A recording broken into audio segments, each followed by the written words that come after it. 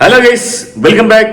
അതെ, ഏതാനും മണിക്കൂറുകൾ മാത്രമാണ് രണ്ട് പ്രമുഖ താരങ്ങൾക്ക് ബിഗ് ബോസ് ഹൗസിൽ ഈ സീസണിൽ അവിടെ നിൽക്കാനുള്ള അവസരമുണ്ടാകുക. രണ്ട് പ്രമുഖ താരങ്ങളെ ശ്രീ മോഹൻലാൽ പുറത്താക്കിയെന്നുള്ള ഏറ്റവും ദുഃഖകരമായ വാർത്ത ഞാൻ നേരത്തെ എത്തിച്ചിരുന്നു.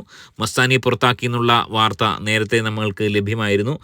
ഇപ്പോഴിതാ മസ്താനിക്ക് ശേഷം മസ്താനിയുടെ കൂടെ ആരകമ്പടി സേവിക്കുക എന്നുള്ള ചോദ്യത്തിനുള്ള ഉത്തരവും ലഭിച്ചിരിക്കുന്നു. അതായത് മസ്താനിയോടൊപ്പം കൊച്ചിയിലേക്ക് പോകാൻ വേണ്ടി വലിയൊരു ഫൈറ്റ് തന്നെ അവിടെ നടന്നു. ലക്ഷ്മിക്ക് പോകണമെന്ന് ലക്ഷ്മിയും സാബുമാന് പോകണമെന്ന് സാബുമാനും ഒക്കെ വലിയ വാശിയിൽ പോരാടുകയായിരുന്നു. എന്നാൽ അവരെയൊക്കെ അട്ടിമറിച്ചുകൊണ്ട് ഇപ്പോഴിതാ പ്രവീൺ എന്ന് പറയുന്ന മത്സരാർത്ഥി, വൈൽഡ് കാർഡായി വന്ന ആ ഒരു പാഹയൻ കൊച്ചിയിലേക്ക് മസ്താനിയുടെ കൂടെ ഒരേ ഫ്ലൈറ്റ് അടുത്തടുത്ത സീറ്റുകളിൽ കൊച്ചിയിലേക്ക് പോകുന്നു എന്നുള്ള ഏറ്റവും ദുഃഖകരമായ വാർത്തയാണ് അറിയാൻ സാധിക്കുന്നത്. മസ്താനിയെ സംബന്ധിച്ച് പറയുകയാണെങ്കിൽ നമുക്കറിയാം, ഈ സീസണിൽ ഇതുപോലെ വെറുപ്പിച്ച ഒരു കണ്ടസ്റ്റൻ്റ് ഇല്ല.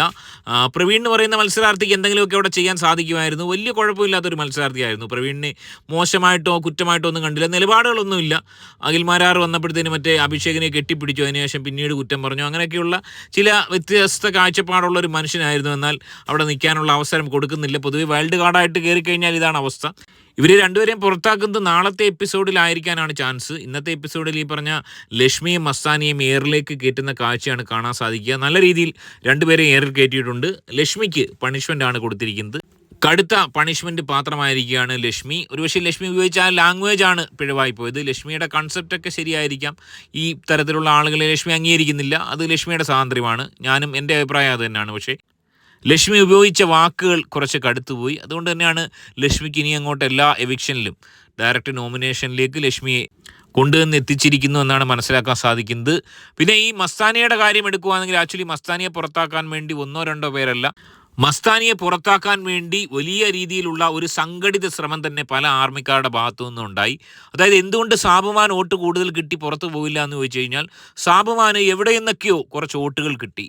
അത് മറ്റെവിടെ നിന്നുമല്ല, അത് നമ്മുടെ ബിന്നി ആർമി. നമുക്കറിയാം, ബിന്നി അടുത്ത ആഴ്ച പുറത്തു പോകുമെന്നുള്ള രീതിയിൽ ബിന്നിയെ ചലഞ്ച് ചെയ്ത് അവഹേളിച്ചൊരു മത്സരാർത്ഥിയാണ് മസ്താനി. അതുപോലെ തന്നെ നമ്മുടെ പ്രമുഖ നടിയായ രേണു സുധിയെയും അദ്ദേഹത്തിൻ്റെ കുടുംബത്തെയും ഒരുപാട് അവഹേളിച്ച്, കയറിയപ്പോൾ തന്നെ അവഹേളിച്ച് ഇകഴ്ത്തിയ ഒരു വ്യക്തിയാണ് മസ്താനി. എന്നെ തുടർന്ന് പല മത്സരാർത്ഥികളും, അതായത് അപ്പാനി ശരത്തിൻ്റെ കുടുംബത്തെ അവഹേളിച്ചു, അപ്പാനിയെ പുറത്താക്കി. ബിൻസി ആർമി ഇത് കണ്ടുകൊണ്ടിരിക്കുകയാണ്, അപ്പാനി ആർമി ഇത് കണ്ടുകൊണ്ടിരിക്കുകയാണ്. അങ്ങനെ അപ്പാനി ആർമിയും ബിൻസി ആർമിയും, ഏറ്റവും ഒടുവിൽ നമ്മുടെ ഒണിയിലിൻ്റെ ആർമി. നമുക്കറിയാം, ഒണിയിലിനെ വലിയ രീതിയിൽ മാനഹാനിക്ക് കാരണമാക്കിയ ഒരു സംഭവമാണ്.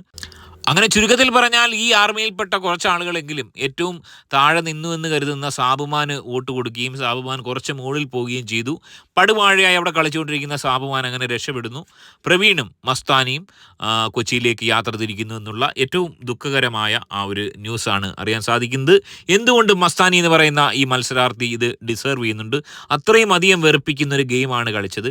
വൈൽഡ് കാർഡായി കയറി വന്നതിന് ശേഷം എത്രമാത്രം മറ്റുള്ള കണ്ടസ്റ്റൻറ്റുകളെ അല്ലെങ്കിൽ പൊതുജനത്തെ വെറുപ്പിക്കാൻ പറ്റുമോ അത്രത്തോളം വെറുപ്പിക്കുന്ന ഒരു മത്സരാർത്ഥിയായി ചുരുങ്ങിയ ദിവസം കൊണ്ട് തന്നെ മസ്താനിക്ക് മാറാൻ സാധിച്ചു.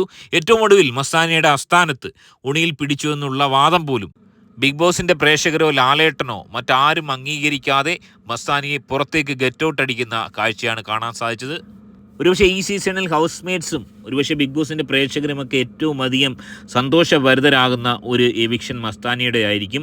അപ്പാനിയുടെ അടക്കമുള്ള, ബിൻസിയുടെ അടക്കമുള്ള ആർമിക്കാർ, രേണു സുധിയുടെ അടക്കമുള്ള ആർമിക്കാർ കരഘോഷം മുഴക്കി ഒരുപക്ഷെ മാലപ്പടക്കം പൊട്ടിച്ചുകൊണ്ട് ആഘോഷിക്കുമെന്നുള്ള കാര്യത്തിൽ യാതൊരു സംശയമില്ല. ബിന്നി ആർമിയൊക്കെ ചലഞ്ച് ചെയ്യുന്ന ആ ഒരു രീതി മസ്താനിയുടെ, അതായത് ഒരു അന്തവും കുന്തവും ഇല്ലാതെ തൻ്റെ സപ്പോർട്ട് മനസ്സിലാക്കാതെ ചുമ്മാതെ കയറി ബിന്നി ആർമിയൊക്കെ ചലഞ്ച് ചെയ്തതാണ്. ബിന്നി ഒന്നുമില്ലെങ്കിൽ ഒരു സീരിയൽ താരമാണ്. കുറേയെങ്കിലും ആൾക്കാർ, സീരിയൽ ഇഷ്ടപ്പെടുന്ന ആളുകൾ ബിന്നിക്ക് വോട്ട് കൊടുക്കും.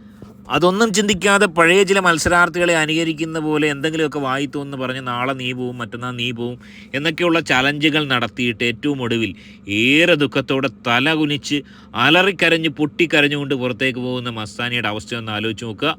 ഏറെ ഞെട്ടിക്കുന്ന ഒരു എവിക്ഷൻ തന്നെയായിരിക്കാം മസ്താനിയുടെ.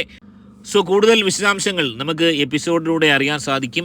ഈ ഒരു എവിക്ഷൻ നിങ്ങൾ എങ്ങനെയാണ് കാണുന്നത്? ഈ രണ്ടുപേർ പുറത്തായിട്ടുണ്ടെങ്കിൽ മസ്താനിയും പ്രവീണിൻ്റെയും ഈ പുറത്താകൽ സത്യമാണെങ്കിൽ എങ്ങനെ നിങ്ങൾ വിലയിരുത്തുന്നു? കമൻറ്റായി രേഖപ്പെടുത്തുക.